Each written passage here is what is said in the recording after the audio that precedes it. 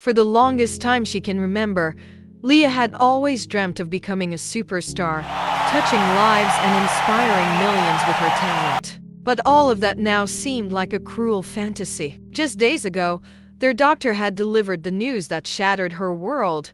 Without a double lung transplant, "You have less than a year to live," he said, his voice gentle but piercing. At 12, she had been first diagnosed with pulmonary fibrosis, and though she'd fought to manage it, her body was failing. Her lungs were no longer strong enough to keep up with her dreams.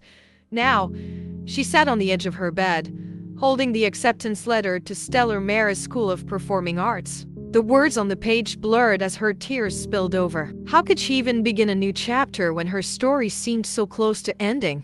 Over dinner, Leah pushed her food around her plate, barely touching it. Her parents sat with her, their faces drawn with worry. Her mother reached across to hold Leah's hand. "Leah, cheer up, my love," her mother said softly. "There's nothing God cannot do. He will come through for us. I know he will." Leah forced a faint smile, but it felt like a mask. She wanted to believe her mother's words, to cling to hope, but hope had become a fragile thing, a flickering candle in a storm she couldn't escape. Later, alone in her room, Leah turned to her phone. Social media offered a distraction, but it quickly became a reminder of everything she was missing. Her screen filled with posts from her former best friend, Zizi, whose life seemed as vibrant as ever. Dancing at parties, lounging on sun-drenched beaches, going on fancy dates. Leah's chest tightened, not just from her failing lungs but from the ache of envy and loss. Zizi had once been her partner in dreams, the friend who had always believed in her talent. Together, they had vowed to take the world by storm. Zizi as a world-class actress and Leah as a celebrated musician. But while Zizi soared, Leah was tethered to her nasal cannula and oxygen tank, weighed down by the reality of her illness. She wanted to go back to the days when she wasn't sick, Leah, when dreams felt limitless, and her life wasn't defined by the countdown of a clock she couldn't stop. "Mom, I want to take a stroll around the neighborhood," Leah said, standing in the doorway of the sitting room. Her mother, seated on the couch with a book in hand, looked up in surprise. "Really?" she asked, quickly setting the book aside and getting to her feet. "Okay, let me get my sweater." "No," Leah said firmly, intercepting her mother's movement. "I want to go alone." Her mother froze mid-step. "No, Leah, you cannot go alone. Someone has to be there with you." This made Leah's face darken. "I'm not handicapped, Mom. I can take a stroll by myself. Stop treating me like I'm a child." Although startled by Leah's outbursts, she sighed. "Okay," she said softly. "Be safe." Leah's expression also softened. "I will," she murmured before stepping outside. She walked along the estate road, her thoughts heavy. The faint breeze teased at her hair, but it did little to soothe the storm in her heart. As she turned to a corner, a bicycle came out of nowhere and rammed into her, sending her sprawling onto the ground. "Hey, are you okay?" The rider, a young man with dark dreads and concerned brown eyes, rushed towards her, abandoning his bicycle. He offered her a hand, but instead of taking his hand, Leah snapped, "Are you blind? Do you want to kill me?" "I'm sorry," he said quickly. "Let me help you up."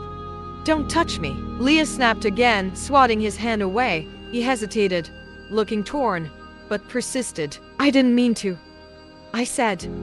"Don't touch me with your dirty hands." Her voice was sharp and cutting, and before he could react, she slapped him across his face. The sound of the slap echoed in the quiet street. The young man held his cheek, stunned, his gaze flickering between anger and disbelief. Without another word, he stepped away, picked up his bicycle, and rode off, leaving Leah still on the ground. She stared after him, her mouth open in disbelief. "He didn't just leave me here. He's such a jerk," she muttered to herself, fuming. Leah sat on her bed, her mind still replaying the incident from earlier. That stupid boy had ruined her stroll by crashing into her. And to make it worse, he had the audacity to speed off without even making sure she was okay. Yet, as her anger simmered, guilt crept in. She shouldn't have slapped him, even if he had been at fault.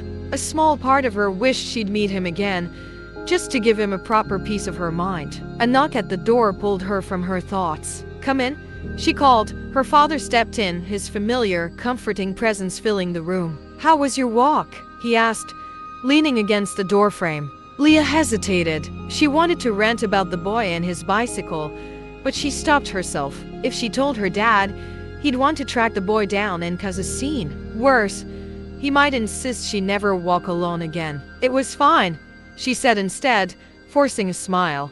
Her father returned the smile, but it faded quickly. "When were you going to tell us about Stella Marris?" Leah's heart sank. She stared at him, stunned. "How did you find out?" she stammered, her voice defensive. "Your mom saw the letter in your room," he said gently. Leah looked away. "I'm not going," she muttered. "Why not?" "It's a 4-year course, Dad," she said bitterly. "I barely have a year left. What's the point?" Her father moved closer, sitting beside her on the bed. "Leah," he said softly, "this has been your dream for as long as I can remember. How can you give it up now, just when it's finally coming true?" "Stop, Dad," she said, her voice rising. "Stop acting like you don't know why. I'm dying soon. There's no point pretending otherwise." "You're not dying, Leah," he said firmly. "Where's your faith?" "Dad," she said, her voice breaking. "It's better if we all just accept it now. Maybe it won't hurt as much when it happens." Her father's eyes filled with quiet determination. "I don't care what the doctor said. I am not losing you, Leah. You have so much talent the world hasn't even seen yet. And they never will," Leah whispered, tears welling in her eyes. "They will," her father insisted. "Don't you believe in miracles anymore?" Leah wanted to say no, but she couldn't bring herself to crush his unyielding hope. He had always been the one who refused to believe the doctor's prognosis, the one who clung fiercely to the possibility of her getting well again. "I don't know if I believe in miracles anymore, Daddy," she admitted softly. "Well, I do," he said, his voice steady. "And I want you to go to Stella Marris. At least do something with whatever time you have left. You can't just stay in this room, waiting for death to come." Leah felt something shift in her chest, the weight of his words pressing against her stubborn resistance. For a fleeting moment, she agreed with him. Maybe, just maybe, she could do something more with the time she had. As Leah laid her head on the pillow that night, her father's words echoed in her mind, refusing to let her rest. "Do something with whatever time you have left."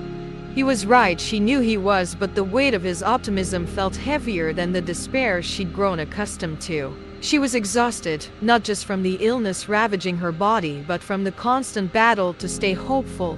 She stared at the ceiling, her thoughts a tangled mess. She didn't want to go to Stella Marris only to be labeled the sick girl again, as she had been in secondary school. The whispers, the pitying glances, the careful words people used around her, it had been suffocating. How could she endure that all over again? Yet, beneath her fear and resistance, there was a tiny ember of longing. There were so many things she hadn't experienced, so many moments she wanted to taste before her time ran out. Attending a performing arts school, acting and singing in a stage play, those had been her dreams since she was a child. Could she still chase them, even if the ending would be bittersweet? And then, there was one dream she had barely dared to admit to herself: falling in love. She wanted to know what it felt like to love someone with her whole heart, to have them look at her not as a sick girl but as someone vibrant and alive. Leah closed her eyes, a single tear slipping down her cheek. Maybe she wouldn't have forever,